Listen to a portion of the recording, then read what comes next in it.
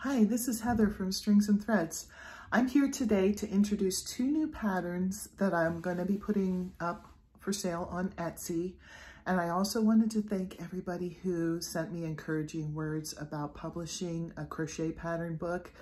I was able to put it all together. Now, all of this might seem quick because I just mentioned it in my last video, but really I've had it in the works for quite a while, where I was doing research and reading and watching videos.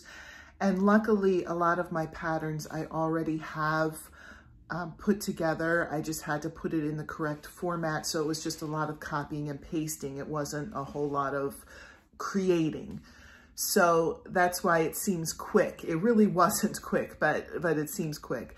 I have it all downloaded to Amazon, and they take 72 hours to review it and make sure that everything is up to their standards. So fingers crossed for me, please, that in 72 hours, I'll be able to have the book up for sale. And I will do a video, I'll say when, I want to be positive, when it's up and for sale. So let me turn this around and I'll show you what I have for you new today. I have a new design for a dragon head dice bag and a lion head dice bag. So I'm going to start with the lion head here. This one I love. It already has my dice in it. I'm keeping this one. I love both of them, don't get me wrong. But this one, when I was doing it, I just loved it. And you turn it around, there's a face on both sides. So it can be, you don't have to, the pattern says it's optional to do a face on the other side. But I think it's kind of nice. That way, if you're sitting at a table playing a game, you can have it facing you, and the people on the other side of you will see what it is too. So it does use the paracord, P-A-R-A-C-O-R-D, where this is the cord right here. And then you would put a toggle fastener through it, tie the ends so it doesn't come undone. And then I've said this in other videos, but in case you didn't know, the ends fray very easily on paracord. So you can either put glue on the ends, or you can burn the ends to prevent fraying. I always do glue just because I don't like to play around with fire. So the toggle fastener is really nice. It holds everything nicely in place. There's plenty of room in this bag. I'll show you, I have another little bag in this bag too. So this is the little bag. I don't have a pattern for this. This is really simple. I mean, you could just kind of make this yourself. What I have in here is one set of dice of one of each that you would need for a game.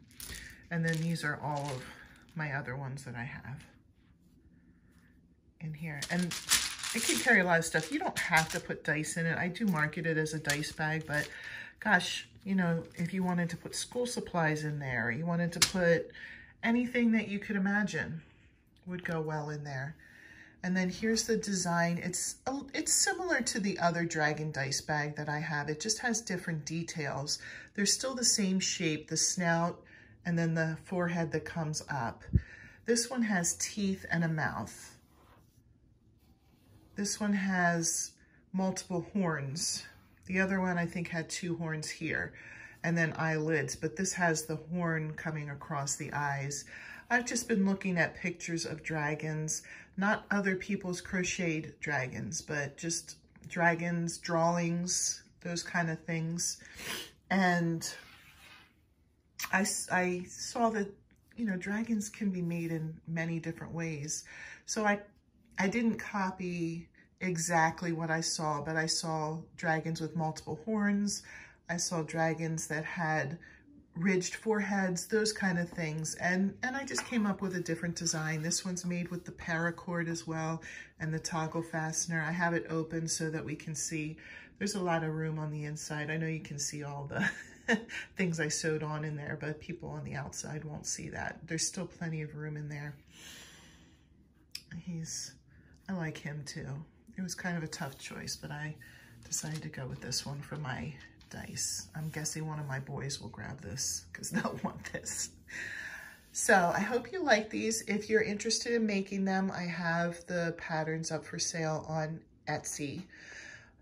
Just remember that these are my copyrighted patterns. So I came up with these designs myself. I didn't go and copy somebody else's design. These were ones that I sat down, I thought about, I researched, I created, I ripped out until it was correct. So it wasn't, you know, it was well thought out.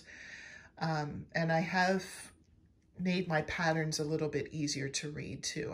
I have a new format for my patterns. So I hope you'll go and check it out. Thank you for watching. If you don't already subscribe, I would appreciate if you could subscribe and like and share. Thank you so much.